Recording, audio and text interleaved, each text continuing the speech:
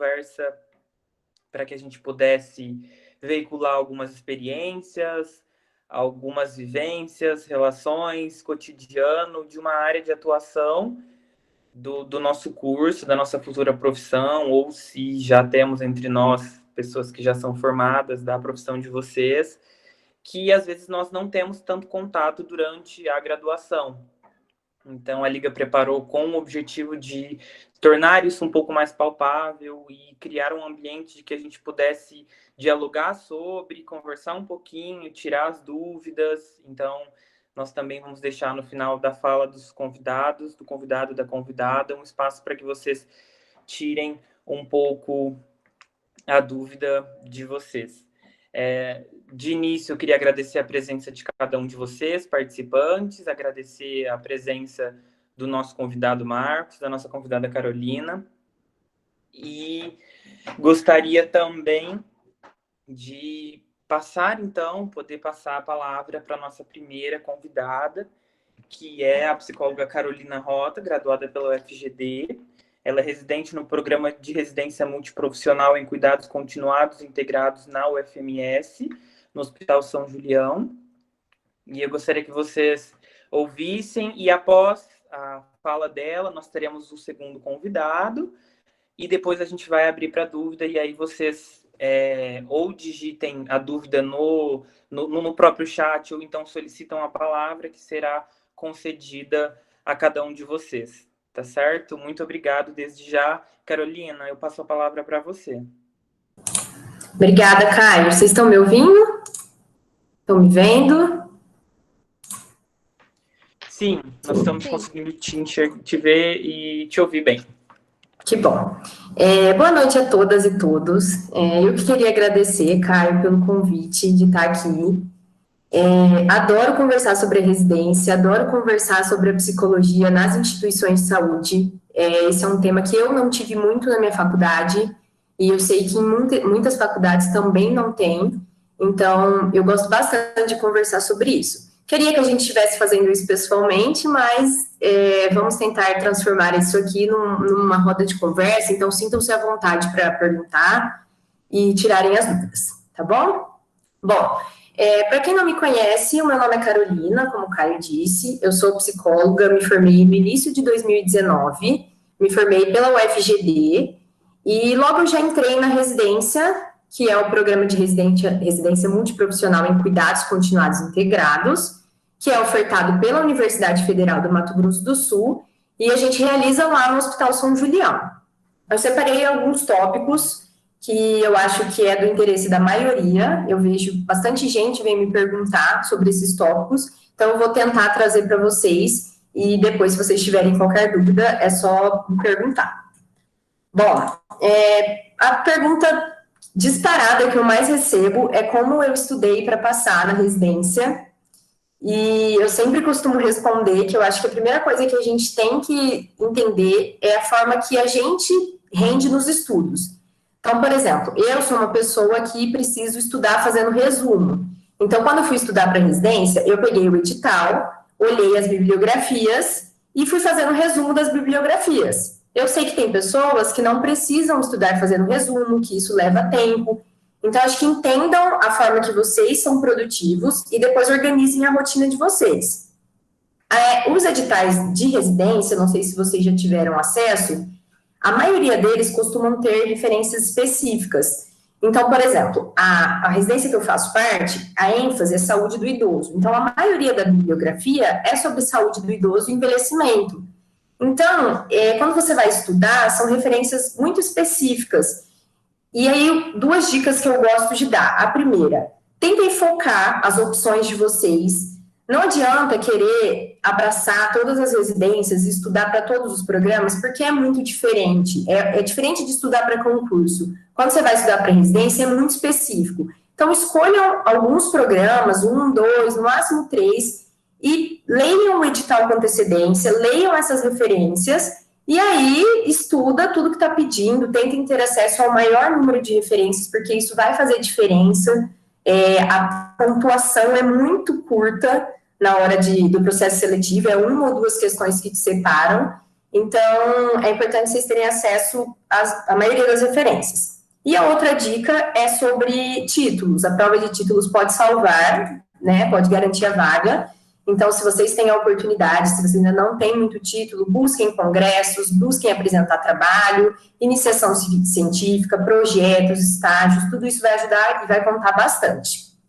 Então, a preparação, eu acho que vocês têm que focar no programa que vocês querem. Se é o da UFMS, esse que eu faço, então peguem já o edital dos anos passados, já comecem a estudar. Se é de outra cidade, independente se tem uma ou duas vagas, muita gente fala assim, mas é só 2 vagas, será que vale a pena? Sim, vale a pena. Se você estudar e se dedicar, vale a pena. Então, peguem com antecedência e já comecem a estudar. Foi mais ou menos dessa forma que eu me preparei para a residência. E aí, sobre a residência em si, no geral, a residência, ela tem 2 anos de duração, recebe uma bolsa pelo Ministério da Educação ou Ministério da Saúde, tem um descontinho na bolsa, porque tem a questão da contribuição, e ela funciona como uma pós-graduação. Então, você tem lá 2 anos que você vai fazer essa pós-graduação, só que 80% você vai fazer na prática. Então, eu acho que o diferencial da residência está aí. Você vai poder aprender com as mãos na massa. Então, fazer uma pós é legal, é conhecimento, mas a partir do momento que você está lá no serviço e você está atuando, você está lidando com o paciente, é uma experiência que não tem igual. E eu acho que independente do programa, da área, você ganha uma experiência que você não consegue em outro lugar. Então, é uma pós-graduação que vai ter, então, 80% prática, e aí tem aqueles 20% de aula, que vai ser de acordo com o teu programa. Eu tenho bastante aula sobre envelhecimento, por exemplo, gerontologia, geriatria, que são os professores da UFMS que me dão. Então, vai depender do seu programa. A residência a gente chama de CCI, né, que é em Cuidados Continuados Integrados, muita gente não conhece como que significa, então eu queria dar mais ênfase nisso, porque é um programa diferente, Cuidados Continuados Integrados a gente não ouve falar bastante, e é um modelo de cuidados que vem importado lá de Portugal, e aqui no Brasil a gente tem 4 lugares só que possuem essa modalidade de cuidados. Então, acho que é Minas Gerais, São Paulo, Espírito Santo, Espírito Santo, se eu não me engano, e Campo Grande, ali no Hospital São Julião. Então, ele é um modelo que ele vai ser focado em reabilitação, readaptação e promoção de qualidade de vida para aquela pessoa que está doente, ou com alguma doença crônica, ou alguma lesão adquirida. Então, a gente trata muitos pacientes com doenças crônicas, após AVC, após algum acidente, alguma lesão neurológica. Então, um modelo amplo, em que ele visa tanto a reabilitação, quanto dar qualidade de vida, bem-estar, promoção de saúde, porque a gente está vivendo um período de envelhecimento populacional geral e, consequentemente, do aumento de doenças crônicas e de lesões adquiridas. Então, esse modelo de cuidados, ele vem como uma proposta de dar atenção a essa população. E aí, por isso, a ênfase é em saúde do idoso. E na prática vocês só atendem idosos? Não. É muito difícil isso acontecer dentro de uma instituição hospitalar. Então, a gente atende de tudo um pouco, principalmente esse ano que a gente está vivendo, a Covid. Então, nosso hospital lá, ele funciona como retaguarda, a gente não recebe pacientes de Covid, mas a gente tem recebido pacientes de todos os outros tipos para a gente cuidar. Então, aconteceu ano passado, vai acontecer no ano de todo mundo.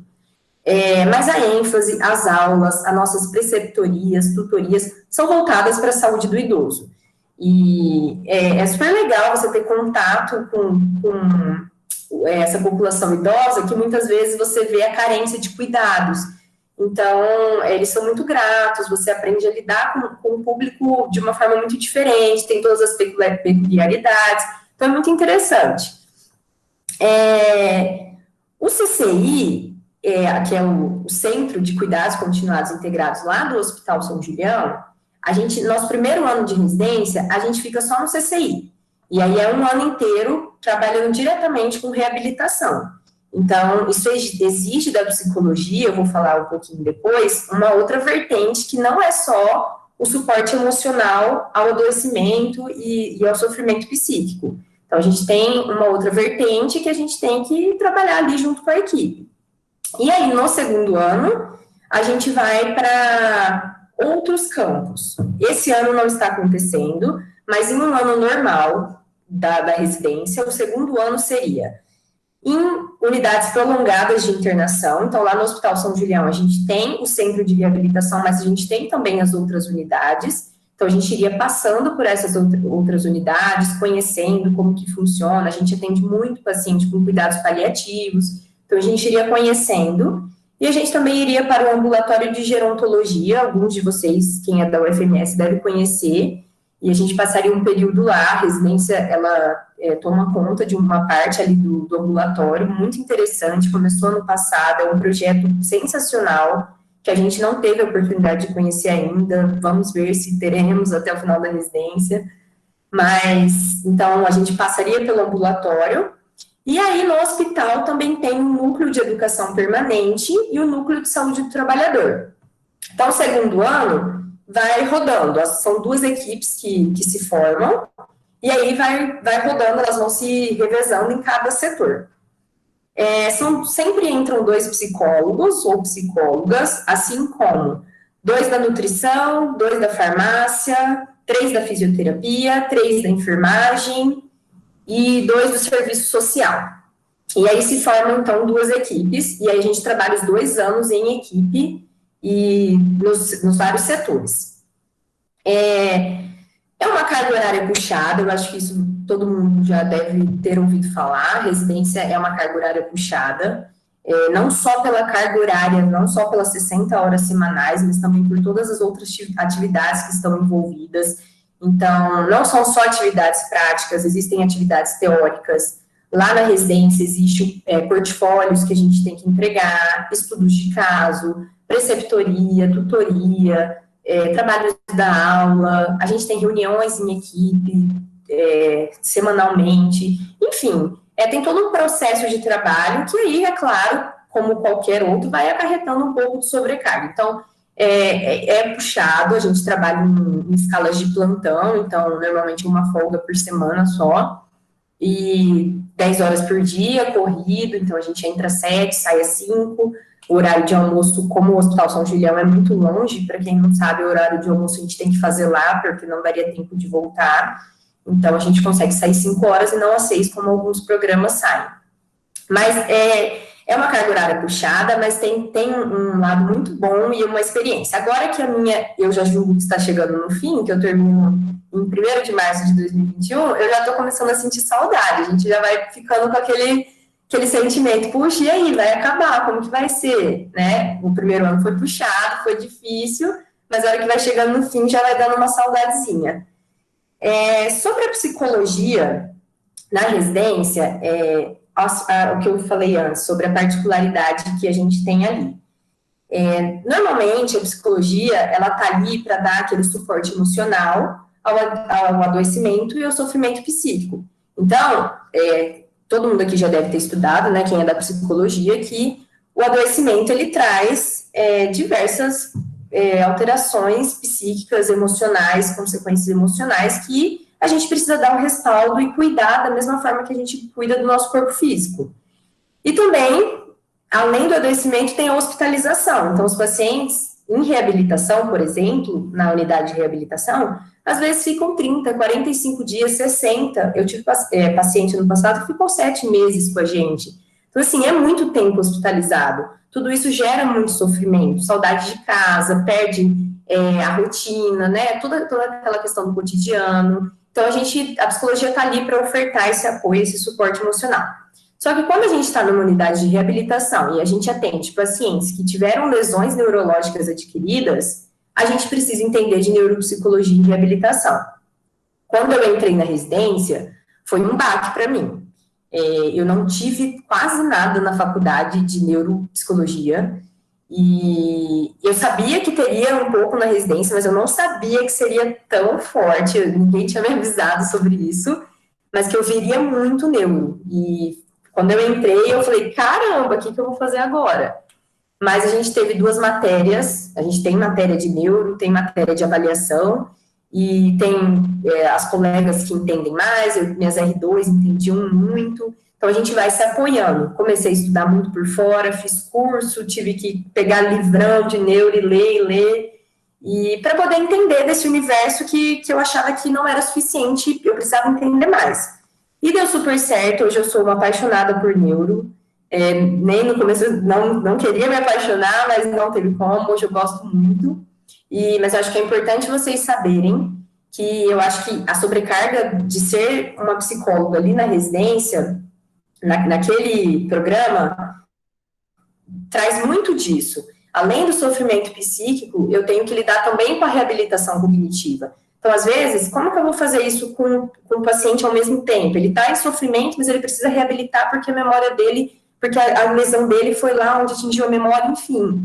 Então, isso traz um pouco de sobrecarga no começo, foi um período que, para mim, de adaptação um pouco difícil, e é só eu e mais uma colega minha, né, que estávamos nessa unidade, então a gente foi se apoiando, foi se ajudando, e deu super certo. Hoje eu adoro, como eu disse, mas é importante, acho que vocês irem preparados, quem tem interesse em fazer esse projeto, esse programa, ir preparado que vai ter neuro. E no primeiro ano vai ser quase só neuro. Aí no segundo já muda um pouquinho.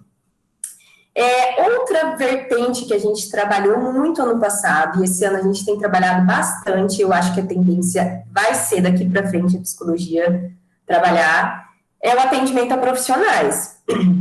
Lá no hospital, a gente só tem uma psicóloga contratada e 4 residentes.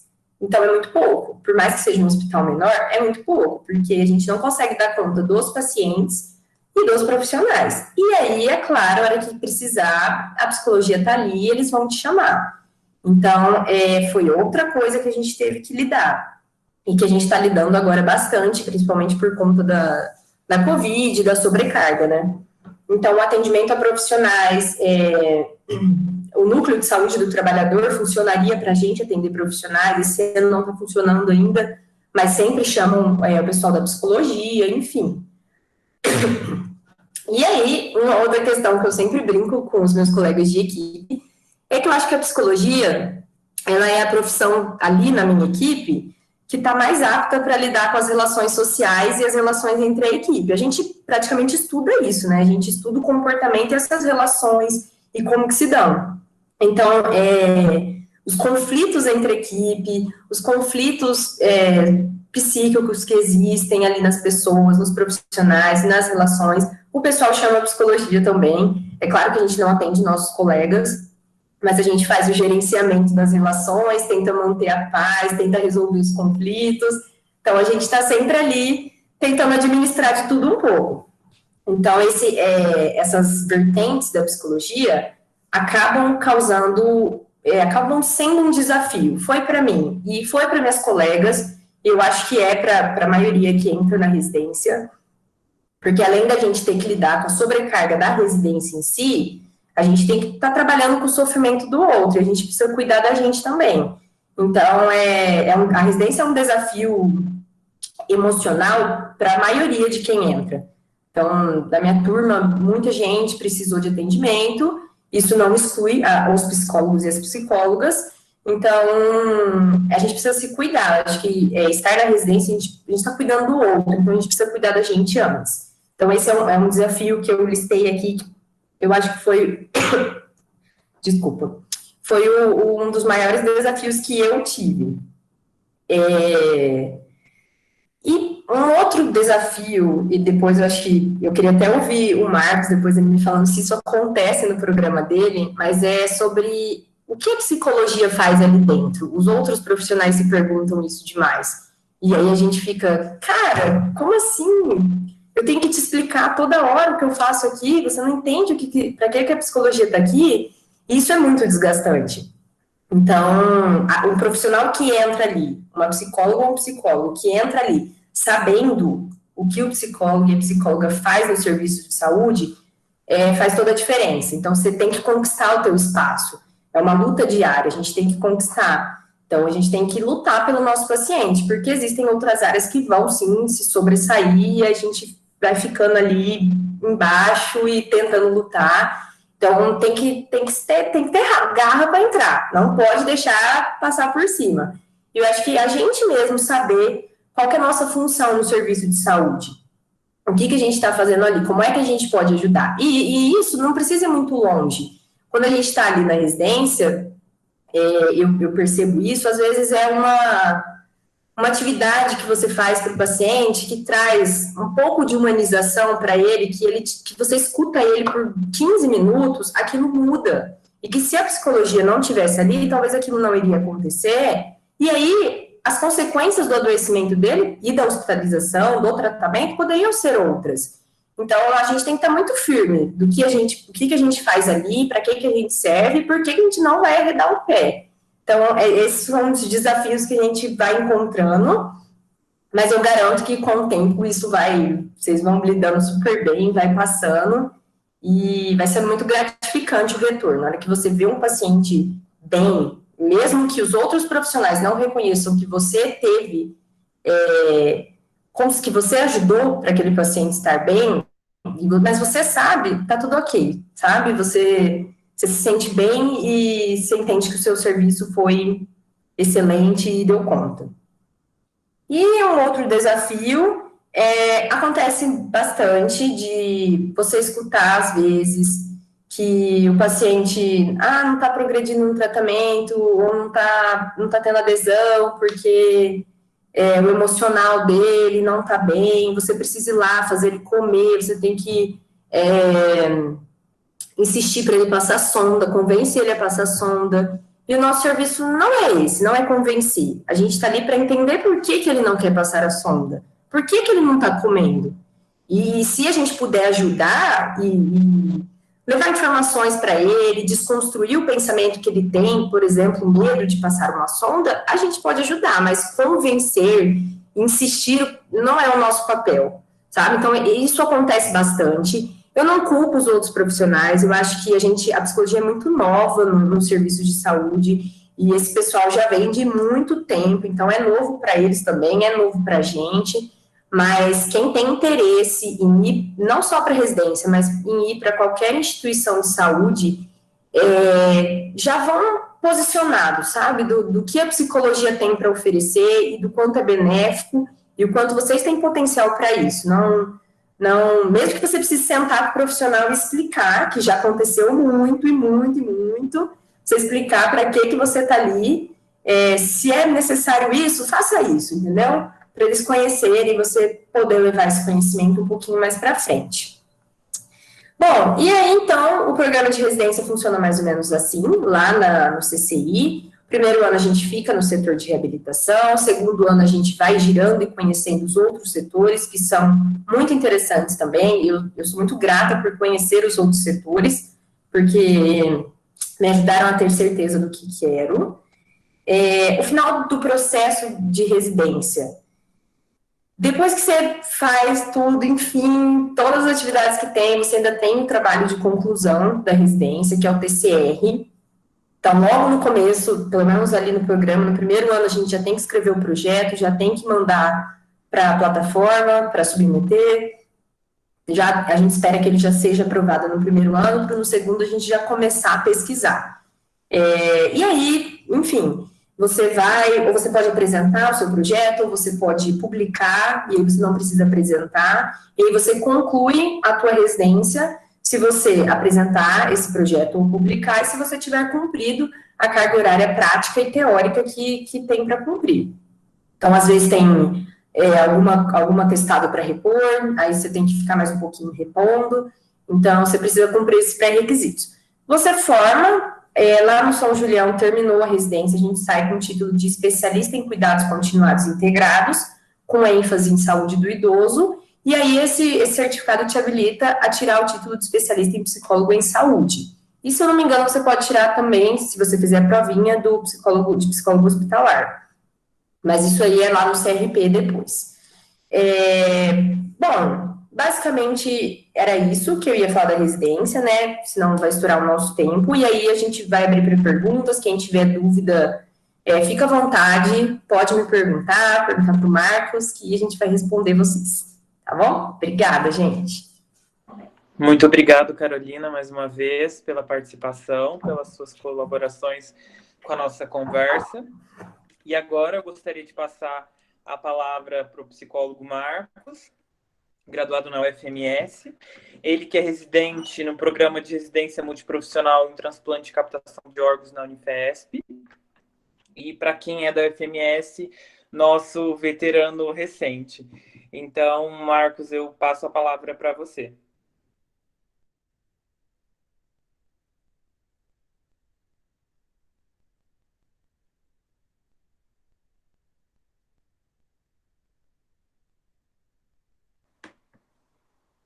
Marcos, tá me ouvindo?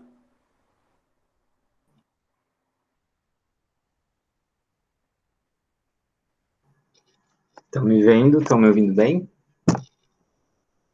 Agora sim. Beleza.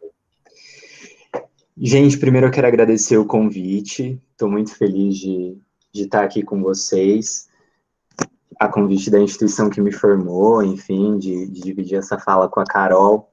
A Carol foi minha veterana quando eu comecei minha graduação em psicologia na UFGD, então está sendo um reencontro também aqui. É um prazer muito grande estar com você, Carol.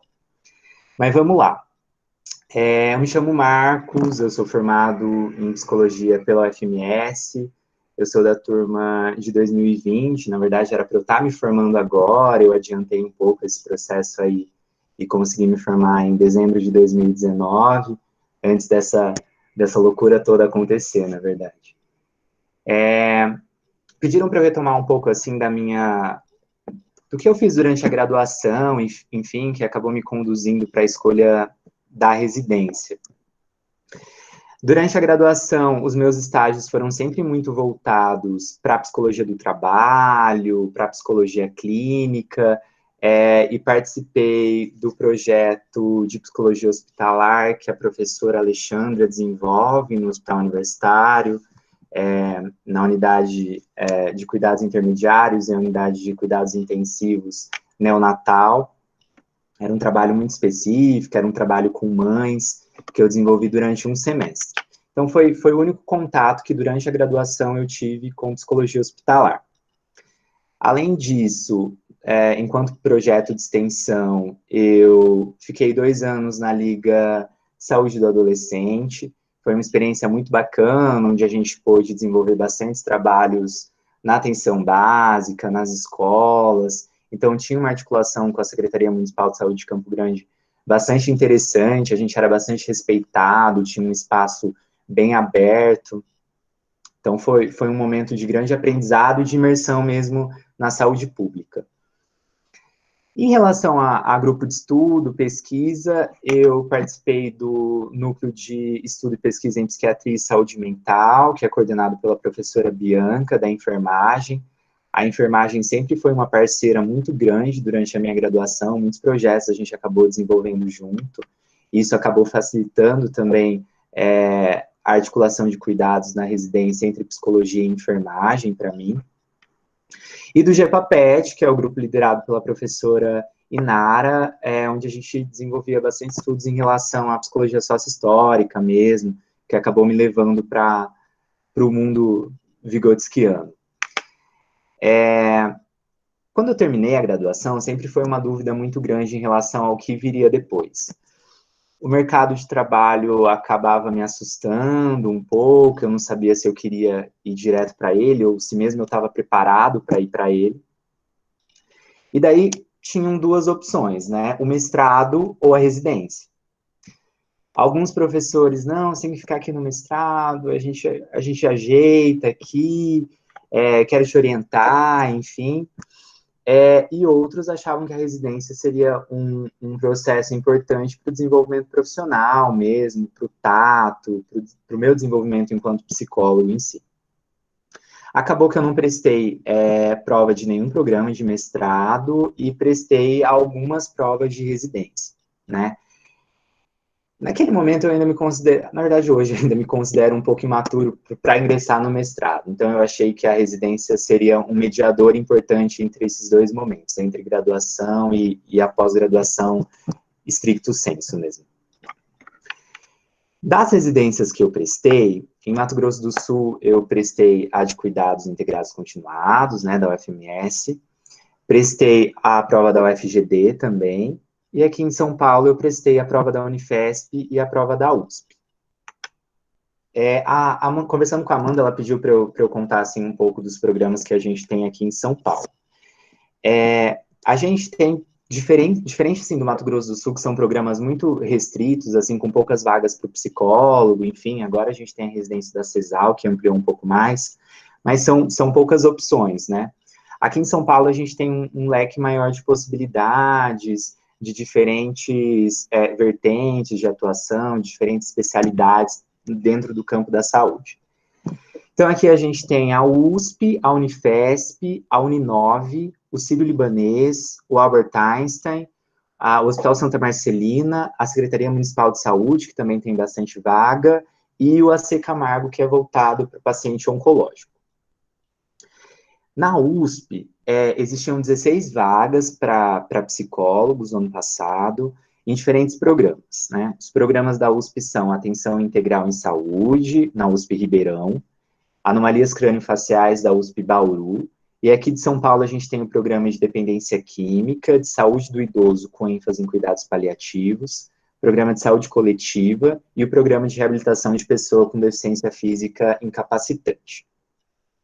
O processo da USP é assim, primeiro uma prova objetiva com 40 questões, que envolve tanto legislação do SUS como conhecimentos específicos da profissão, e depois uma prova dissertativa com 4 questões, com um foco bastante grande no projeto terapêutico singular, que você tem que desenvolver, junto com a equipe multiprofissional, enfim. E para você ter a prova, essas provas do ano passado foram juntas, né, e a prova dissertativa só seria corrigida se, na verdade, sim, existiam 16 vagas para psicólogos, eles corrigem 4 vezes o número dessas vagas. A Unifesp, ela tem, que é a instituição que eu estou hoje, ela tem 20 vagas para psicologia, junto com a USP, é o maior programa de residência multiprofissional que a gente tem no país hoje, são diferentes programas, e daqueles que incluem o psicólogo, a gente tem o programa que eu tô, que é de transplante e captação de órgãos, o programa de cardiologia, o de urgência e emergência, o de saúde mental, o de oncologia pediátrica e o de UTI adulto. E isso no campus São Paulo. No campus Baixada Santista, a gente tem um programa de rede de atenção psicossocial. Em relação ao processo seletivo da Unifesp, primeiro uma prova objetiva, com 60 questões, dessas 60 questões, 40 específicas da profissão, 8 de saúde pública, 8 de língua portuguesa e 4 de raciocínio lógico. Depois disso, a gente tem uma prova chamada de teórico-prática, com 5 questões que são referentes à atuação do psicólogo. E depois disso, a gente tem uma análise de currículo, que pontua de 0 a 10, com 4 itens, cada um valendo 2,5 pontos, contando iniciação científica, projeto de extensão, monitoria e publicação. Como que eu me organizei para tudo isso? Antes de saírem os editais, no começo do ano passado, eu lia e fazia bastante prova dos anos anteriores, eu acho que essa é uma estratégia que muita gente usa, para que a gente tenha uma ideia mesmo do que costuma cair, dos temas mais predominantes em psicologia. Então, eu comecei a identificar o que era mais relevante, o que sempre caía nas diferentes provas, e daí a legislação do SUS conta bastante, Política Nacional de Humanização, Política Nacional de Atenção Básica, são temas bastante recorrentes e que eu lia antes mesmo de sair o edital. E daí, quando o edital saía, eu estava, de modo geral, com os conteúdos mais gerais lidos, e eu partia para os conteúdos mais específicos que aquela instituição me exigia. Sobre o programa que eu estou de transplante e captação de órgãos, ele tem 4 vagas para psicólogos. O programa, ele conta, além da psicologia, com profissionais de enfermagem, sendo 5 vagas, de fisioterapia, também 5 vagas, de farmácia, com 4 vagas, e um profissional de odonto, né, apenas 1 vaga. A nossa rotina, mais ou menos, são 60 horas semanais, né, sendo dessas horas 48 práticas e 12 teóricas, né, como a Carol falou, é 80% prático e 20% teórico. Diferente do programa da Carol, a gente faz 12 horas todos os dias, né, então a gente trabalha num regime de plantão de 12 horas todos os dias, isso faz com que a gente não tenha que trabalhar aos finais de semana. É a alegria do psicólogo. Daí é importante lembrar que isso é especificamente em relação à psicologia. Existem outras profissões dentro do programa, como a farmácia, por exemplo, que tem de dar plantão aos finais de semana. Daí eles se organizam de uma maneira diferente.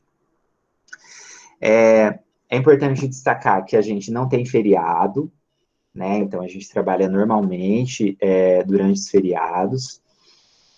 A gente, por exemplo, se eu fico doente e eu tenho um atestado médico, beleza, eu não preciso vir aqueles dias. Mas aqueles dias eles vão ser contabilizados e eu vou ter que pagá-los no final da residência. Então, se eu formo em março de 2022, eu vou prolongar um pouco mais a minha formação. Em relação às nossas aulas, a gente tem diferentes tipos de aula. Então, a gente tem as aulas que a gente fala que são da Coremo, que é da Comissão de Residência Multiprofissional, que participam todos os residentes de todos os programas, de todas as profissões. Todos participam juntos e são temáticas mais gerais, de política pública, de PTS, de segurança do paciente, questões mais gerais que englobam todas as profissões e todos os programas. A gente tem as aulas que são específicas do programa, então as aulas do transplante, para todos os profissionais do programa de transplante. A gente tem as aulas que são específicas da profissão, então para todos os psicólogos de todos os programas, isso é, do transplante, da onco, da UTI, todos os psicólogos. E a gente tem as aulas que são da profissão daquele programa, então as aulas que são dos psicólogos do transplante. Além disso, o nosso principal campo de trabalho é o Hospital São Paulo, que é o hospital universitário da Unifesp mesmo. É importante destacar que ele tem uma diferença dos hospitais gerais aqui da cidade, porque é um hospital escola, então, sendo um hospital escola, a gente tem muito de pesquisa, muito de investigação, muitos casos raros, difíceis, que a literatura evidencia muito pouco. Então, é muito comum a gente se deparar com isso. Depois do Hospital das Clínicas da USP, é o hospital que acaba abrangendo mais esse tipo de caso. Então, vem bastante gente do interior também. O serviço de neuro, por exemplo, é um serviço de bastante referência aqui. Então, acaba sendo uma referência para esses casos mais complicados e que os hospitais gerais não conseguem abraçar. Os residentes de psicologia do programa de transplante rodam em diferentes setores aqui do Hospital São Paulo. Então, as nossas rodas são na clínica médica, que é um setor bem diverso, com diferentes casos, a gente aprende muito mesmo. O setor de nefrologia e diálise, setor de cardiologia, a UTI, o pronto-socorro, daí o pronto-socorro nos seus diversos setores, na frente, na sala de emergência, na UTI, na semi-intensiva, na reta mista, que é um setor de cuidados paliativos, e na enfermaria do transplante mesmo. Lembrando que também a enfermaria do transplante, ela tem abrangido pacientes que vêm também da endócrino e da geriatria. Então, dentre os programas daqui da Unifesp, o programa de transplante é o que a gente fala que é um dos que mais roda, a gente passa por diferentes setores. Isso é bastante interessante para a nossa formação. As pessoas costumam falar assim, mas para o psicólogo não importa muito, né, que setor que ele está, porque assim, o trabalho que vocês vão fazer, ele é igual. Não é bem assim, né? O paciente cardíaco, ele tem demandas que são muito específicas, que é diferente do paciente transplantado, que é diferente do paciente renal crônico da nefro, né? Então, são questões que, a priori, parece que são muito semelhantes, mas que exigem minúcias que são muito pertinentes para o psicólogo identificar. Fora do Hospital São Paulo, a gente roda no Hospital do Rim, a gente roda no Hospital Brigadeiro, que é um hospital municipal de transplante aqui de São Paulo. A gente roda na OPO, que é a Organização de Procura de Órgãos. E a gente roda no CAISME, que é o Centro de Psiquiatria e Saúde Mental aqui da Unifesp. Além disso, nos ambulatórios, a gente roda no ambulatório de psicologia analítica, no ambulatório de paliativos, no ambulatório de pré e pós-transplante, e a gente foi criado recentemente um ambulatório de luto, que é dirigido para aquelas famílias que foram doadoras de órgãos e que acabaram desenvolvendo ou um luto complicado, ou um luto patológico mesmo. Como a Carol falou também, no final da residência, a gente elabora um trabalho de conclusão de residência, né? Então, bastante semelhante com o que a gente tem na UFMS mesmo, como um trabalho de conclusão de curso.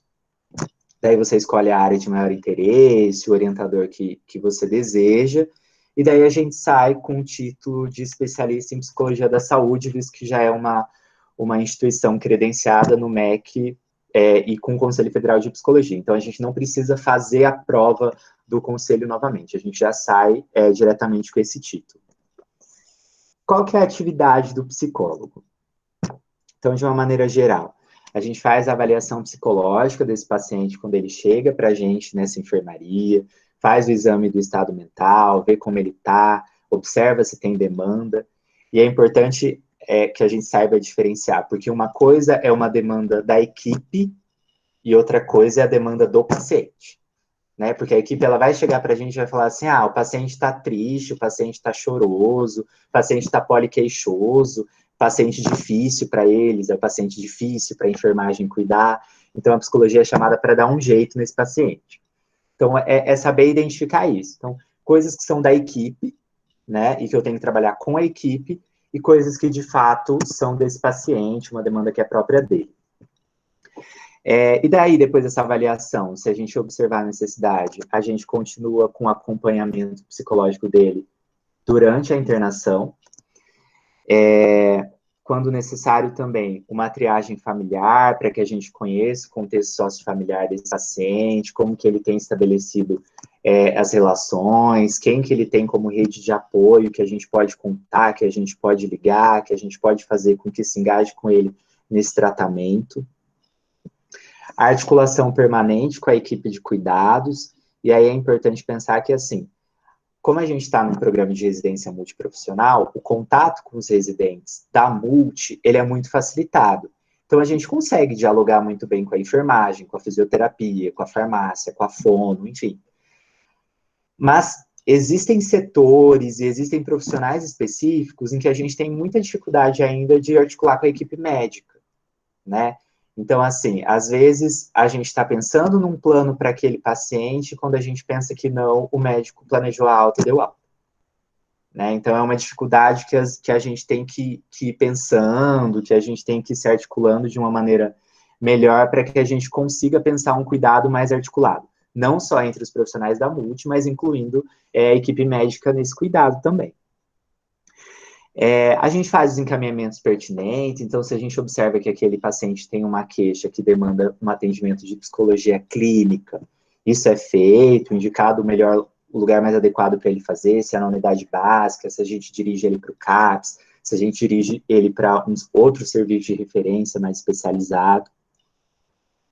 De modo geral, hoje eu tenho observado que isso está mais presente. A equipe médica gosta de chamar a gente para comunicação de má notícia, para comunicação de óbito. A gente observa que eles, às vezes, não têm muito jeito ainda, que existem dificuldades, às vezes jogam para a gente essa questão de dar a notícia, e daí a gente precisa lembrar que não, que isso é um ato médico, né? Isso é seu, mas eu estou aqui do seu lado, a gente vai estar junto. São momentos em que é importante a gente colocar para que a gente está ali, né? Pensando também não só no atendimento desse paciente, mas no apoio para essa equipe, se colocando como um profissional de referência e de apoio para eles mesmos. Em relação ao transplante, a gente tem tido algumas dificuldades ainda no ambulatório de pré-transplante, mas, em teoria, a gente tem que fazer o processo de avaliação para aquele sujeito que vai ser o receptor do órgão. É importante pensar que muita gente tem entendido o transplante hoje como uma cura, e daí a gente tem que enfatizar para esse paciente que não, que o transplante não é uma cura, que o transplante ele entra num arsenal de estratégias de cuidado paliativo, que você vai necessitar da imunossupressão para o resto da sua vida, que você vai precisar ter uma alimentação adequada daqui para frente, que você vai ter algumas limitações em relação à prática de atividade física. Se esse paciente ele não está preparado para isso, né, quando ele faz o transplante e ele percebe que a vida dele virou 360 graus, ele se assusta. Então, eu tenho que ter muita clareza, eu tenho que oferecer essa clareza para esse paciente do que vai ser a vida dele daqui para frente. E pensando também assim, que se ele não seguir, né, se ele não tomar a medicação de maneira adequada, ele vai perder esse enxerto, né, e muito dificilmente ele vai ser retransplantado. Outra coisa que é bastante importante para a gente, e daí a gente pensa que não, mas o psicólogo, ele precisa entender do diagnóstico, né, isso é muito difícil para a gente no começo, né, entender terminologia médica, entender de prognóstico, entender por que o paciente precisa daquele exame, entender qual que é o tratamento que está sendo proposto, qual que é a linha de cuidado que está sendo pensada. Isso exige muito da gente, exige estudar isso. Por isso que o contato permanente com a equipe médica é importante, inclusive para a gente tirar as dúvidas. As nossas dificuldades, de um modo geral, incluem a relação que a gente tem com a equipe, e a Carol reforçou isso, a equipe ainda não sabe direito qual que é o papel do psicólogo aí.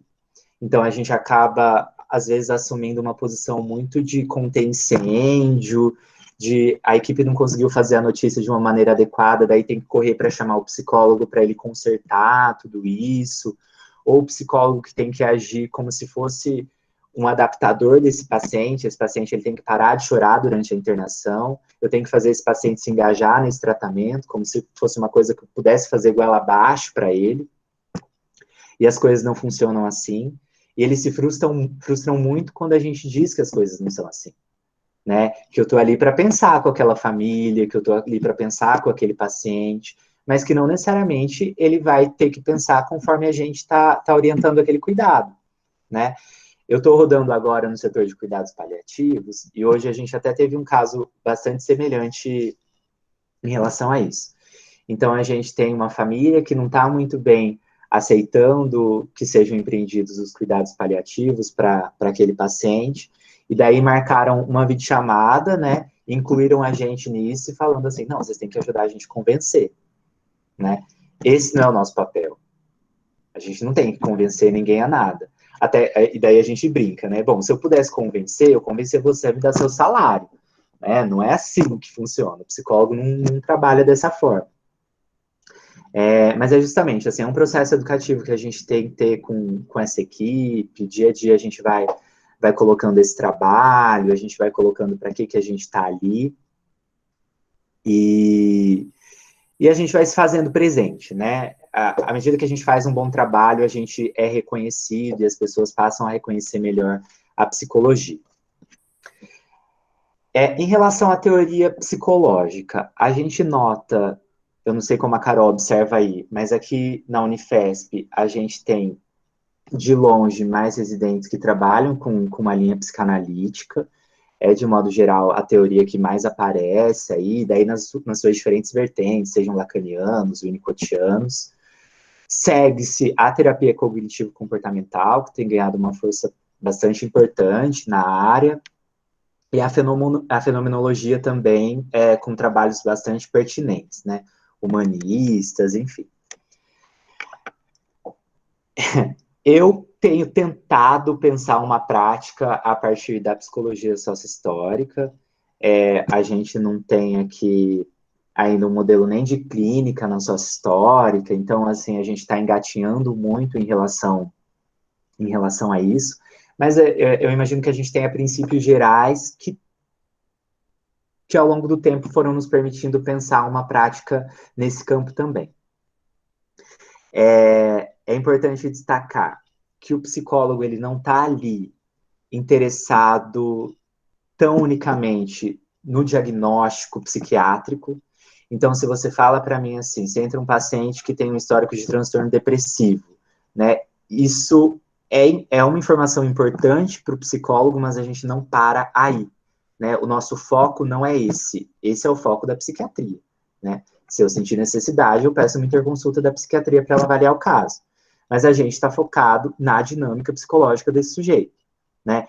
Em como o sujeito atribui sentido para aquela relação, em como o sujeito entende o adoecimento, o quanto a vida dele mudou depois do diagnóstico. Essas são as questões pertinentes para a gente.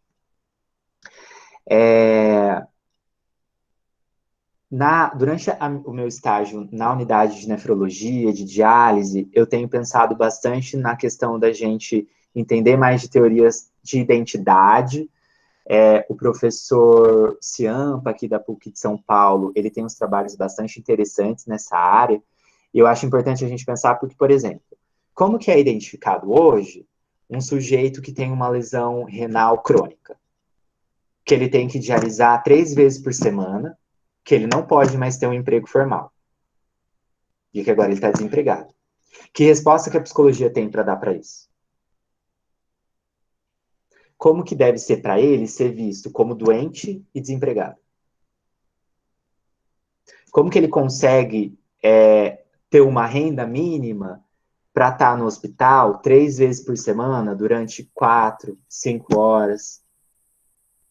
Quais são as implicações disso para a consciência, para a emoção? E qual que é o compromisso ético e político do psicólogo diante disso? E daí a gente está num momento hoje que a gente tem bem pouco o que se fazer, né? A gente vive uma realidade política desse país que tem nos permitido pensar poucas alternativas diante disso. Nesse sentido, o pessoal do serviço social se coloca como um importante ombro para a gente, né? Uma articulação bastante importante. Um outro ponto a se pensar, de onde vem o sofrimento desse sujeito? Né? Será que é um sofrimento que é decorrente do contexto social? Eu tive um paciente semana passada que está desempregado há 6 anos, que mora numa casa com 7 pessoas, que não tem cômodo para todo mundo, que tem que dormir na sala, que tem que cuidar do pai doente, que está com uma diabetes descompensada. Então, assim, são questões... E eu sempre brinco com o pessoal assim, a gente fala que complexo é estar na UTI, né? Porque tem uma tecnologia que é muito grande, porque você tem um profissional muito especializado. Mas, gente, complexo mesmo é a gente conseguir lidar com esse caso. Né? A gente conseguir articular com a unidade básica de saúde, a gente conseguir articular com o CRAS. Então, são questões que estão muito além do sofrimento em relação a somente o adoecimento. Né? Existe um contexto de vida aí que precisa ser considerado. Né? Então, eu tenho que pensar o processo emocional desse sujeito, o que afeta, o que desestabiliza, pensar se essa angústia é justamente decorrente desse contexto social, considerar que se virou emoção, eu preciso lidar com conceito de emoção, né? Então, a gente pega, como é um hospital público, a gente pega pessoas com um nível de escolaridade muito baixo, pessoas muito pobres, né? Pessoas que não conseguem nomear o que sentem. E daí o psicólogo precisa dar conta também disso. Ele precisa ter uma resposta para isso e para essas pessoas. E daí pensar também que não é só pensamento positivo e força de vontade que mudam a realidade. É preciso potencializar esse sujeito para o enfrentamento. É preciso fazer com que ele entre em atividade. Né? E daí o Leontiev, por exemplo, descreve isso de uma maneira clara para a gente.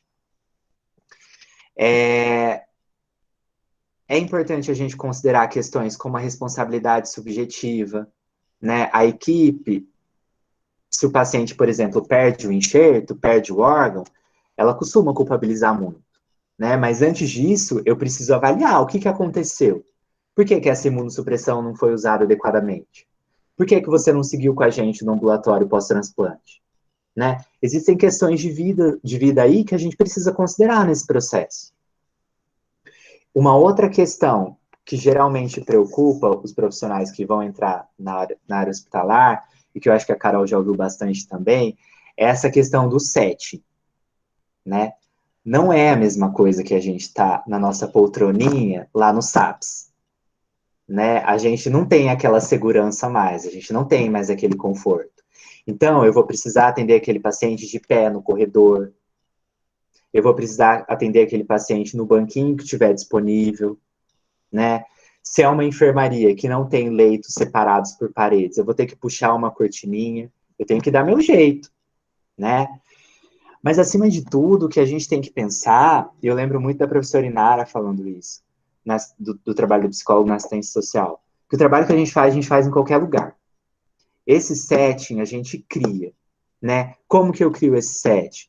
Eu crio um espaço que é para promover conscientização, né? O psicólogo ele vai sempre atuar como um mediador do sujeito com a realidade, do sujeito com o adoecimento, do sujeito com essa família, com essa equipe. O que eu preciso é recompor com esse sujeito a historicidade da sua constituição, a historicidade do seu adoecimento, a maneira como ele foi se relacionando com isso ao longo da vida, os sentidos que ele produziu para aquele adoecimento. Daí o Vygotsky oferece para a gente um arsenal teórico bastante importante quando a gente vai pensar a linguagem em 2 pontos, em significado, no nível da representação social, por exemplo, e no sentido. Então, se eu estou numa unidade de cuidado paliativo, quais significados, de maneira geral, a nossa comunidade, a nossa sociedade produz para o que é cuidado paliativo?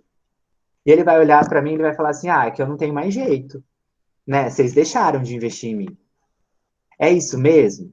Que sentido que o sujeito produziu para aquilo? Qual que é a vivência que ele tem tido? É importante o profissional de psicologia conseguir articular esses 2 pontos. E daí, por isso, é importante que a gente pense dialeticamente. Esse processo a gente nunca vai compreender ele de uma maneira linear. A maneira como o sujeito se relaciona com o seu adoecimento não é linear. Por isso que a dialética oferece para a gente uma metodologia importante para a gente compreender justamente esse movimento. Outro ponto, que modelo de saúde que a gente tem hoje? Né? Que práticas de saúde que a gente realiza? A gente tem que pensar que a gente ainda tem um modelo de saúde que é muito burguês. Às vezes vem a nutricionista, ela passa N alimentos que o sujeito tem que comer para se alimentar melhor, mas ele não tem nem condição de comprar aquilo. Né? Ele não tem nem condição de substituir aquilo por uma coisa, às vezes até mais simples, é difícil para ele. A gente está lidando com gente de muita baixa renda. Então, esse sujeito, ele não domina a realidade, ele não domina os meios de produção da vida. Será que o sujeito ele tem se sentido contemplado naquele cuidado? Porque, às vezes, a equipe médica, ela pensa um cuidado que é excepcional, e muito bom mesmo. Muito bom. Se aquilo fosse seguido, nossa, seria excelente. Mas a pessoa, ela tem condição de seguir aquilo? São coisas que o profissional de psicologia tem que estar pensando. Mas o paciente ele não vai entender isso. Será que você tentou? Né? De que maneira a gente pode educar ele nesse sentido? A gente tem que pensar a nossa prática também como processo educativo, né? Como processo de aprendizagem. Aprendizagem é construto psicológico. A gente precisa entender disso. Eu preciso entender de que maneiras eu posso estar com o médico auxiliando na compreensão do diagnóstico com esse sujeito, né? Uma coisa que eu lembro muito das aulas, dos estágios com a professora Alexandra, ela falava assim, você vai fazer para ele ou você vai fazer com ele? Porque é diferente. Uma coisa é eu pensar um cuidado para aquele paciente, uma coisa é eu pensar com ele o que é possível para ele dentro daquela realidade que é dele. E com a equipe, esse constante processo também de atualização, de colocação do papel da psicologia, de promoção dos direitos humanos, a gente ainda observa muito comentário, às vezes racista, às vezes homofóbico, e é papel da psicologia intervir nisso, é papel da psicologia evitar essas situações. Gente, eu acho que era isso, de maneira geral, que eu tinha pensado. E aí, eu não sei como o Caio pretende fazer, se a gente abre para pergunta ou não.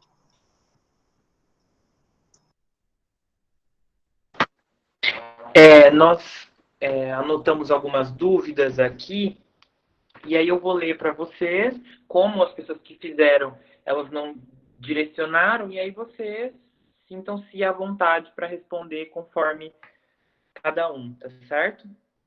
Então vamos lá para a nossa primeira dúvida. A primeira dúvida é da Nayara Romero. Ela pergunta: como estão as atividades de vocês nesse período de pandemia? Você quer responder, Carol? Pode falar, Marcos. Depois eu complemento. Tá, tudo bem. Olha, foi bastante diferente para os diferentes programas, né? Então, se eu pensar, por exemplo, que eu estava numa enfermaria de transplante com paciente imunossuprimido, a gente não podia ter paciente COVID, né? Porque se contaminar com coronavírus para um paciente que faz uso da imunossupressão é muito complicado. Então, no primeiro momento, quem estava rodando naquele setor, a gente ficou protegido de alguma maneira. Mas, assim, as visitas foram reduzidas, né? Para algumas pessoas, a visita foi eliminada.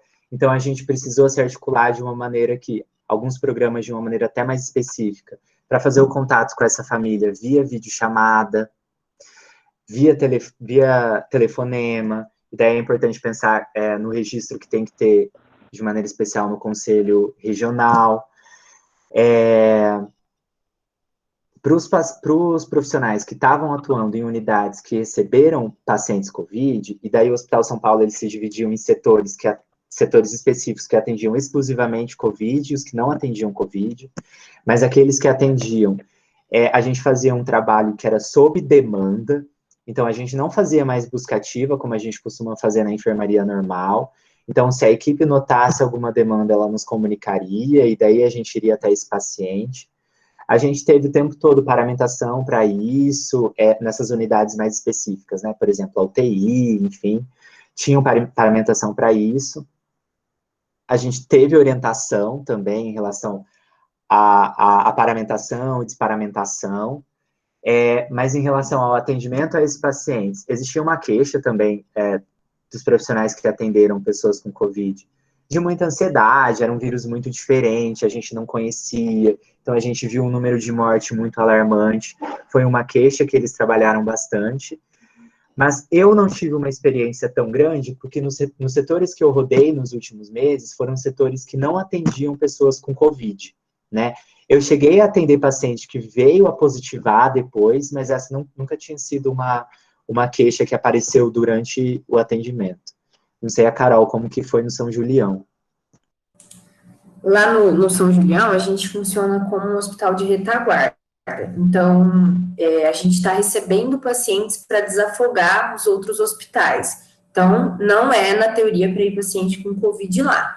Pode ser que aconteça de dar positivo lá dentro, mas não aconteceu comigo. O que acontece é a gente mudou totalmente a nossa rotina, a gente não está passando no ambulatório de geronto, que é lá no UFMS, a gente não está fazendo estágio na rede, então a gente continuou no hospital e vamos continuar até o final, pelo jeito, e a gente recebeu alguns pacientes para reabilitação após Covid, mas não recebemos paciente com Covid. E aí permanece a questão do aumento de demanda dos profissionais com muita ansiedade, medo de passar para a família, e a gente está atendendo bastante essa demanda dos profissionais que cresceu muito.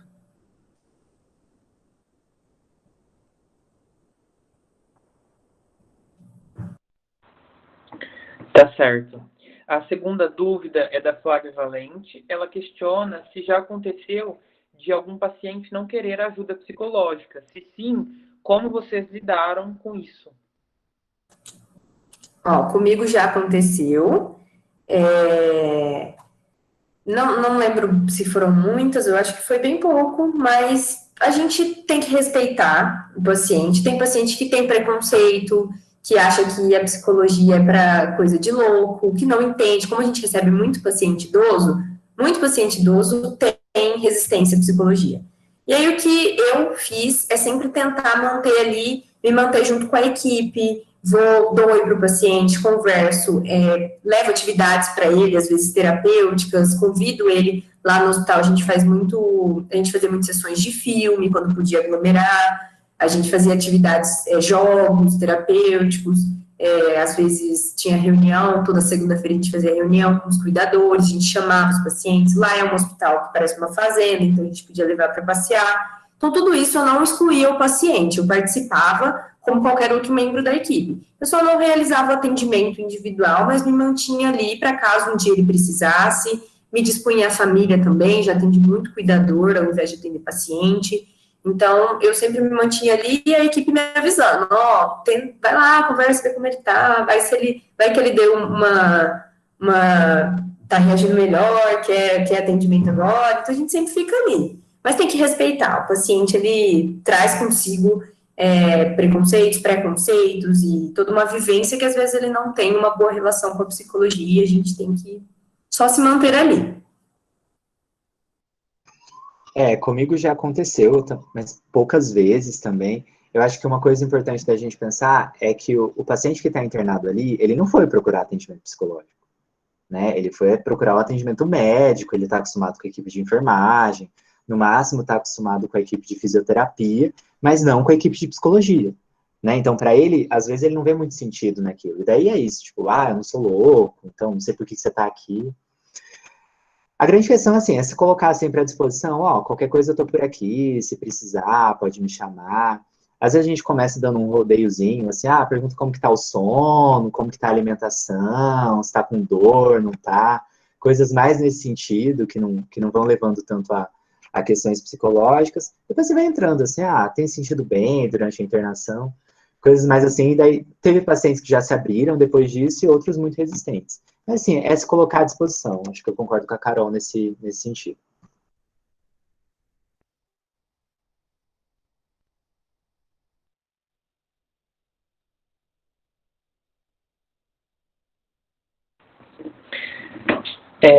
Marcos, a Carmen, ela, na sua fala, você relata que para você era complexo, pacientes complexos. E aí a dúvida dela é sobre complexo para você seria as múltiplas variáveis que envolvem a sobrevida do sujeito? O que talvez eu não tenha sido claro, perdão. É que a gente costuma entender a unidade, eu me referi à UTI, né, como uma unidade de cuidado intensivo mesmo, com uma tecnologia muito grande, com um profissional especializado. Quando eu me referi a um caso complexo, é um caso em que a gente precisava incluir muito a família, em que a gente precisava discutir de maneira muito articulada com a equipe. A pessoa ela tem uma questão psicossocial muito importante, então o desemprego, uma doença crônica, vários fatores que foram se juntando e que foram fazendo desse caso um caso complexo, que é diferente de difícil, né? Caso complexo é que envolve com que eu tenha um contato com a equipe de assistência social, que eu tenha contato com a unidade básica, que eu consiga fazer uma articulação muito maior para que esse sujeito ele cuide melhor da sua saúde, que ele se engaje melhor no tratamento. Era mais nesse sentido.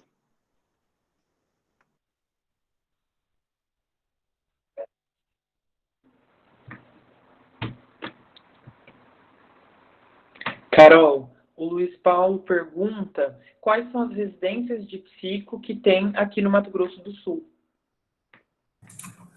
Tem a de cuidados continuados integrados, né, que é da UFMS, no Hospital São Julião, aqui em Campo Grande. Tem a de reabilitação física, também em Campo Grande, acontece lá no Serapai. Tem a de saúde da família, se eu não me engano, é da UEMS. Eu ouvi falar na de saúde mental, se alguém souber confirmar, aqui em Campo Grande, mas não tenho certeza, pela CESAL. E aí tem Dourados, que tem a saúde indígena, materno-infantil e atenção cardiovascular. Então, a gente está aumentando bastante, assim, consideravelmente as vagas, até no ano que eu prestei, nem a de REAB tinha ainda, então eram pouquíssimas vagas, o FGD sempre dominou, Dourados sempre dominou na quantidade de vagas para psicologia.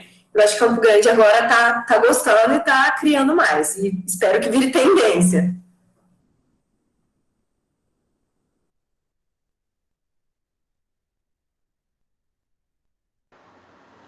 Mais alguém, gente?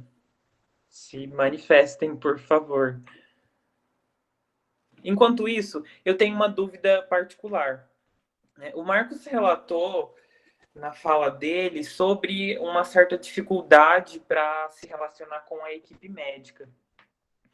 Eu sempre me questiono muito nessa perspectiva, porque, assim, com um pouco de alguns relatos, enfim, a gente vê que a medicina em si, ela tem um pouco uma dificuldade de adesão com os fazeres psicológicos e com a nossa atuação em si. Então, assim, eu queria saber como que vocês, e aí a Carol também falar um pouquinho sobre isso, como que vocês lidam com esse totalitarismo médico? Então, no sentido assim, igual o Marcos mencionou, às vezes vocês elaboram uma estratégia ou algum plano para algum paciente, e quando vocês vão ver, esse paciente está de alta. Então, assim, se tem se vocês já conseguiram esse espaço de posicionamento, de enfrentamento, de falar, olha, não, por aqui, até aqui, daqui para frente é o nosso espaço, ou se não, como que se tem esse espaço? A minha dúvida é mais ou menos nesse sentido do espaço da nossa atuação.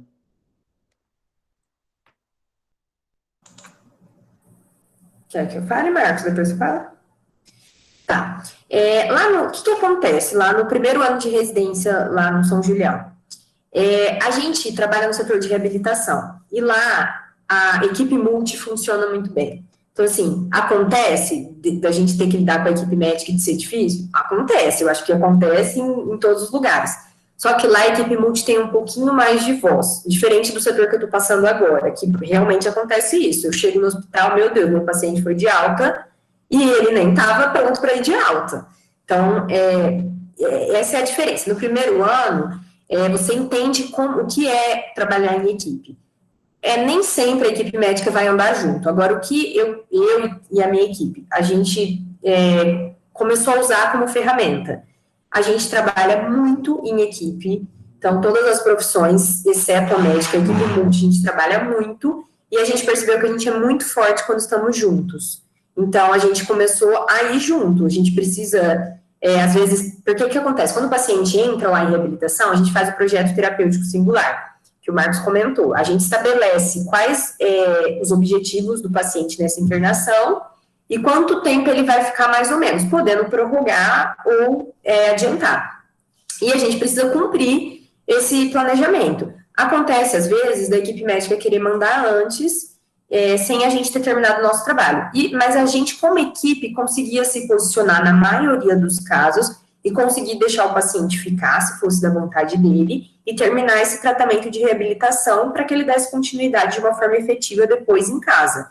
Então, em relação a isso, no meu primeiro ano, eu não tenho muito o que reclamar. Já nesse momento que eu estou passando agora, no setor em que eu estou, é muito difícil, mesmo a gente em equipe. Então, aconteceu essa semana, por exemplo, de a equipe médica retirar um antidepressivo de uma paciente minha que tomava há anos e que não tinha a menor possibilidade dela ficar neste momento sem um antidepressivo. E mesmo eu indo conversar com ela, porque a gente não tem um serviço de psiquiatria lá no hospital, então eu pedindo para ela manter e aí marcar um psiquiatra depois para dar continuidade e ele decidir se retira ou não, não adiantou. Então, assim, a gente vai tentando, a gente não cansa de tentar, mas às vezes é muito difícil. Eu acho que o importante é se respaldar. A gente evolui no sistema, nossos atendimentos, então eu coloco no sistema, eu coloco no relatório de auto que for necessário, para que o profissional que vá atender essa paciente entenda o que aconteceu, para que a gente se proteja e mostre que a gente fez nossa parte, que nem tudo diz respeito a nós. Mas é muito difícil. Esse ano está sendo bem complicado lidar com isso. Eu acho que o Marcos deve viver isso muito mais intensamente. Eu acho que é nesse mesmo sentido, Carol. Eu percebo que existem especialidades que são mais abertas ao nosso trabalho, né? Isso a gente tem observado mais. Então, assim, por exemplo, o pessoal da geriatria, eles são muito mais abertos, né? O pessoal do cuidados paliativos, enfim. Mas existem algumas especialidades que ainda não estão muito acostumadas com isso. Uma estratégia é você bancar, assim, para além de você acompanhar as evoluções, para além de você acompanhar o prontuário que está sendo proposto, é você ficar de chato que fica o tempo todo no pé, né? Então, e aí? Tem alguma mudança? E aí, ele conseguiu fazer aquele exame? Ah, não deu? Você está pensando em outro? Então, você fica no pé para você ir acompanhando. Para mim, tem funcionado em alguns momentos, assim. Mas é aquilo, às vezes você fica de chato, mas precisa fazer isso porque é seu paciente também.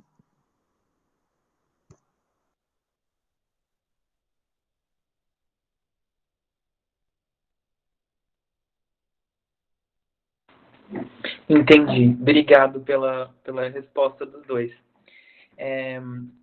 Sobre a dúvida do complexo, Marcos, ela complementa dizendo que quando ela citou o complexo, foi mais em relação à forma como o paciente vai lidar com as múltiplas variáveis da sobrevida em termos de emoções, perspectivas e o manejo disso tudo? É isso mesmo. Até porque, assim, a grande diferença do paciente, desse tipo de paciente para o paciente que está na UTI, que está na UTI muitas vezes entubado, enfim, é que ele precisa ser ativo nisso, né? Ele é o grande ator disso tudo. Né? O paciente da UTI, ele está basicamente sob os cuidados da equipe, sem uma possibilidade de até intervir sobre isso. Agora, esse paciente, não. Esse paciente, eu preciso que ele faça uso da insulina corretamente, eu preciso pensar se ele precisa de um benefício da assistência social, eu preciso pensar que ele precisa de um acompanhamento psicológico na unidade básica. São essas questões mesmo que eu quis dizer com complexo. É isso que você colocou mesmo.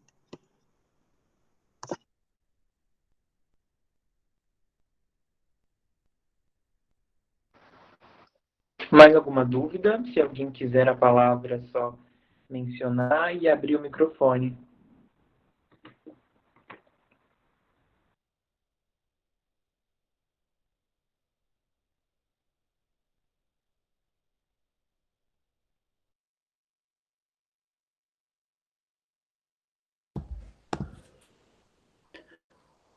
Ok, eu queria fazer um comentário. Boa noite, todo mundo. Primeiro, eu queria agradecer a presença de todo mundo que está aí, a professora Alexandra, meus alunos que eram lá de BH. Tô vendo que tem gente do Brasil todo, né? E sempre que. Eu só queria reforçar, assim, que é muito raro a gente ter uma residência de psicologia, né? A gente tem residências multiprofissionais.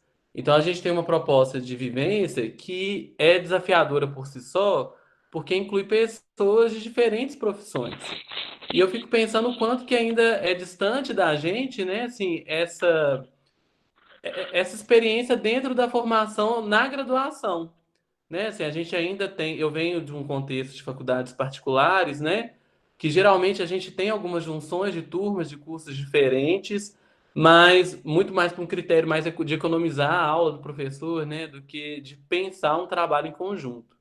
Então eu queria ouvir um pouquinho de vocês, da Carol, do Marcos também, a quem eu já agradeço, parabenizo aí pelas falas, um pouco desse desafio, assim, como que vocês, né, percebem a formação em saúde, né? Hoje a gente tem algumas estratégias, né, algumas iniciativas da própria universidade que tentam dar conta disso, o próprio PET Saúde, é, estágios, enfim. E eu queria ouvir de vocês sobre esse desafio, né, de repente sair de um curso individual para um curso, para uma proposta de formação com outras linguagens, né, assim, outras teorias, pessoas de outros contextos completamente diferentes, né, e dos desafios disso. Se vocês puderem falar um pouquinho.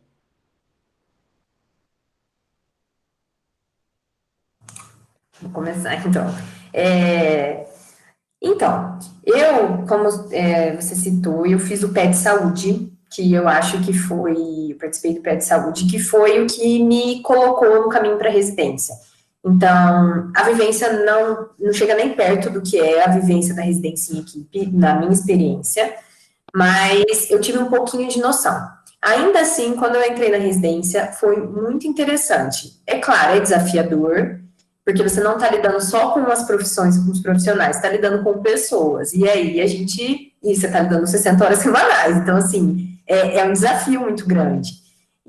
Mas eu percebo que eu acho que eu tive a sorte de entrar numa equipe que conversou muito bem. Eu falo bastante disso com as pessoas, porque a gente se respeitou muito.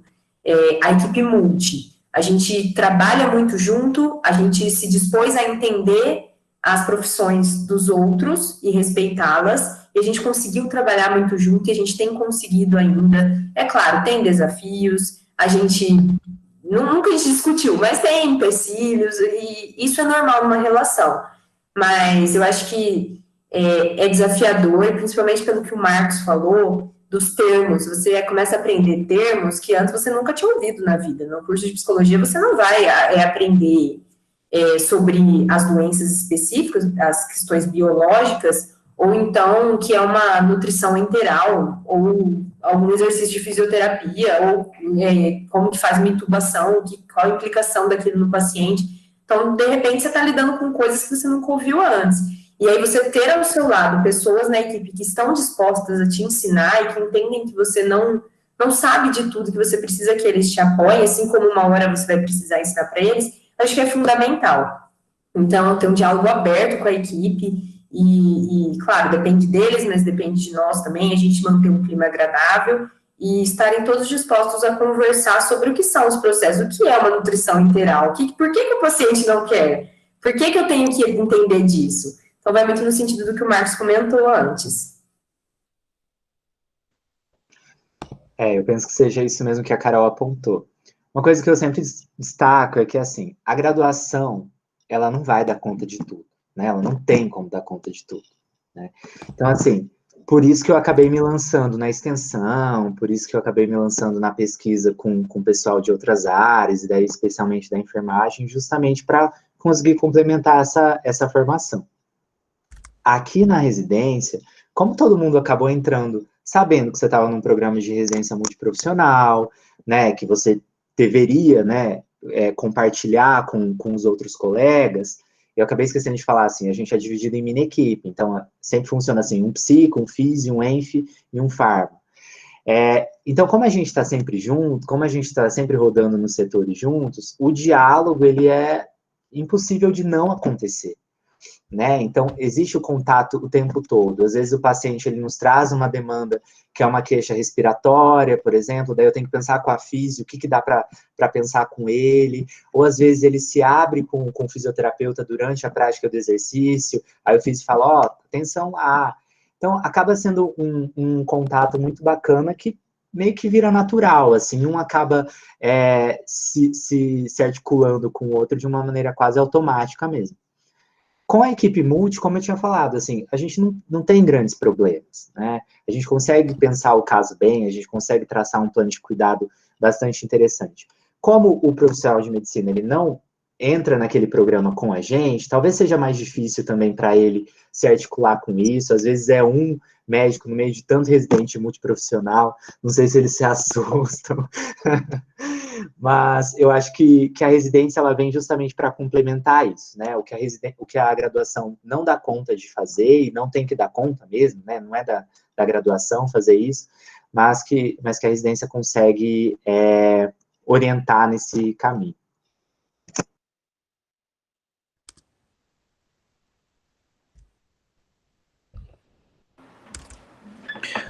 Ótimo.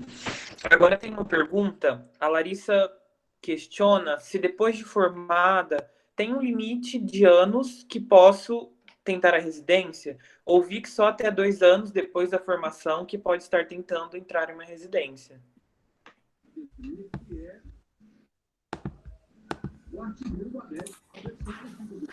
Marco, eu não tenho certeza. Eu sei que tem um limite, mas eu não sei de quantos anos. Você sabe? Eu também não conheço. Pelo que eu pude ler, mas não é certeza também, existem programas que estabelecem esse limite. Mas eu penso que existam outros programas que não, mas eu não tenho certeza. Essa não é uma informação que eu tenho clareza.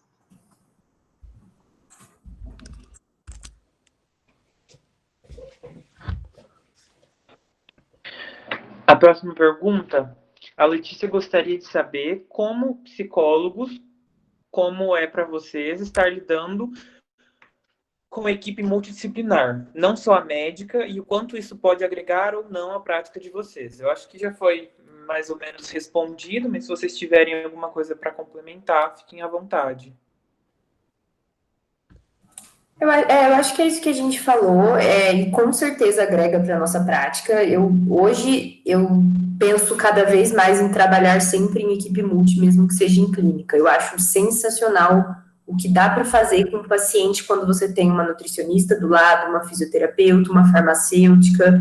Então, eu nem consigo me imaginar mais. É claro, agora eu me entreguei totalmente para a saúde, mas eu não consigo me imaginar mais trabalhando sem uma equipe multi. Então, tem muita vantagem. Eu acho sensacional você entender todo esse funcionamento e você poder agregar para as outras profissões também. É isso mesmo, né? Eu acho que a gente já acabou respondendo um pouco. Você aprende muito com o outro, né? A gente aprende muito do cuidado da enfermagem, a gente aprende muito das estratégias da fisioterapia, da medicação que a farmácia entende tão bem, né? Do porquê tal medicamento ou não.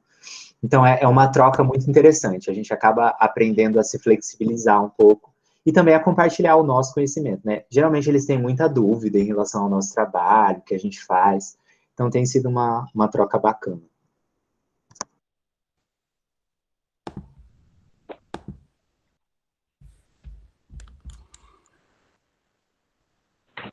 Ótimo. Outra dúvida, uma das participantes que saiu e não conseguiu entrar de novo, gostaria que vocês falassem um pouco sobre o PTS. Eu acho que a Carol tem mais experiência com PTS do que eu. Tá, eu falo. O PTS é o Projeto Terapêutico Singular. Eu vou tentar resumir ele como funciona mais ou menos. O paciente chega, a gente tem um tempo limite para avaliar esse paciente. Todas as profissões, a gente pode fazer uma avaliação multi e depois individual. E aí a gente vai fazer uma reunião com todos esses profissionais. Costuma ser na segunda-feira, a gente se reúne e monta o projeto terapêutico desse paciente, que também tem um limite. Então, a gente tem X horas para fazer e entregar para esse paciente esse projeto. O que ele consiste? A gente vai estabelecer quais os problemas identificados por todas as profissões que atenderam esse paciente e as demandas multi, os objetivos que esse paciente vai ter na internação e qual o plano de ação que a gente vai ter que fazer durante esse tempo. E mais ou menos quanto tempo a gente vai precisar. Então, tudo isso é pensado com todas as profissões.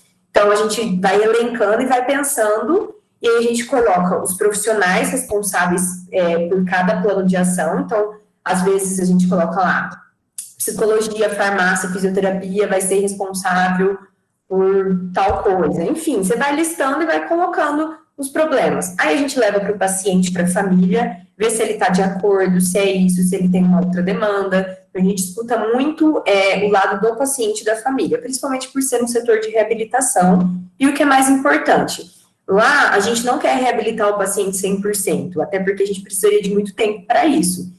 Então, a gente leva esse projeto para que o paciente entenda que vão ser feitas tais coisas. E aí, depois, vai ser dado continuidade lá fora, com os encaminhamentos necessários.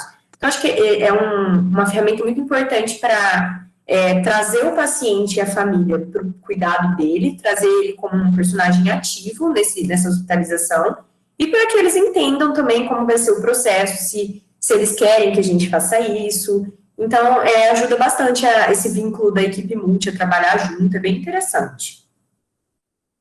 Deu para esclarecer? E geralmente a gente tem aquela ideia do profissional de referência também, né, Carol? Então a gente vai notando que no decorrer do nosso acompanhamento, às vezes o paciente se vincula com algum profissional específico de uma maneira especial, seja o fisioterapeuta, seja o nutricionista, e daí é importante que esse profissional ele fique como referência para aquele paciente na articulação com a equipe desse plano, enfim. E ele serve até para a gente, chega um momento que a gente vai reavaliar esse paciente, e aí a gente vai colocar se os objetivos foram atingidos, no meio do tempo que a gente colocou de internação. Ah, o objetivo tal foi atingido, esse não foi ainda, e talvez eu precise de mais 15 dias, vamos tentar manter ele mais 15 dias? Então, ele serve para dar esse norte, é bem legal, deveria acontecer em vários hospitais.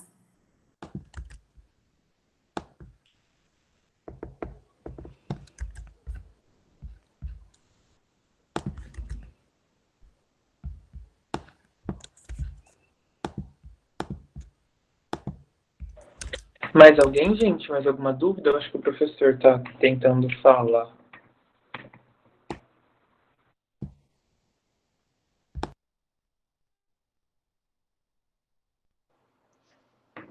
Alberto, você vai fazer alguma pergunta ou alguma colocação? Não, não, eu estou satisfeito. Só agradecer.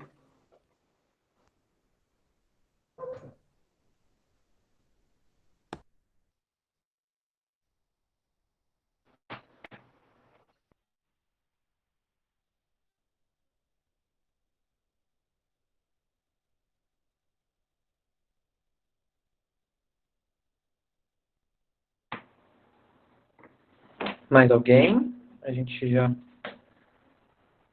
pode encerrar, então? Eu acredito que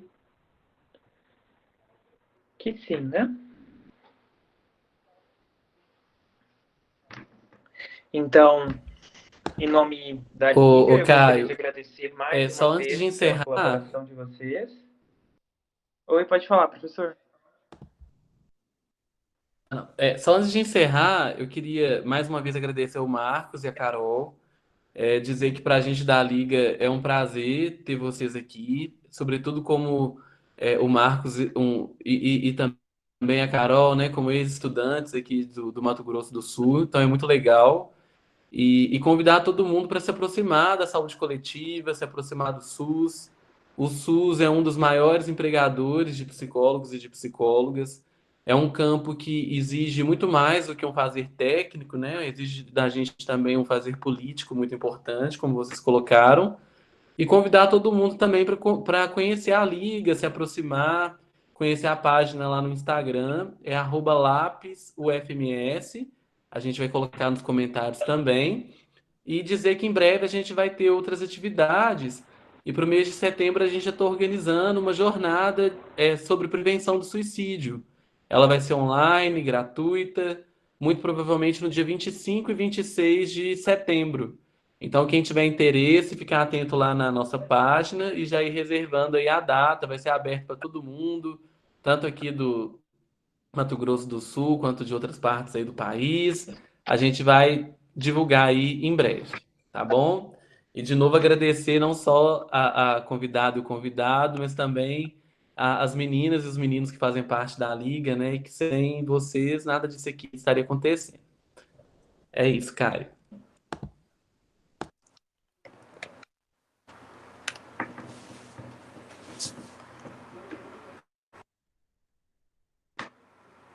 Então, eu também reforço o agradecimento e até a próxima.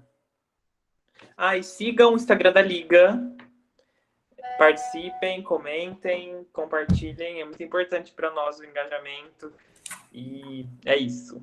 Boa noite a todos e a todas. Um abraço. E os certificados vão para vocês por e-mail em até 15 dias. Então, quem fez a inscrição, Isso. a gente envia o certificado depois que a gente confere aqui as presenças. Em até 15 dias cheguei no e-mail de vocês. Boa noite, gente. Muito obrigada pela presença, pelo convite. Continuem Obrigado, pesquisando Carol. sobre saúde, que é maravilhoso. Gente, eu super agradeço o convite também. Foi muito honroso para mim ter sido convidado por vocês, ter participado dessa conversa com a Carol também. Coloco-me à disposição, qualquer dúvida que vocês tenham, qualquer coisa que eu possa ajudar, a gente está por aí para ajudar. Obrigado, Marcos.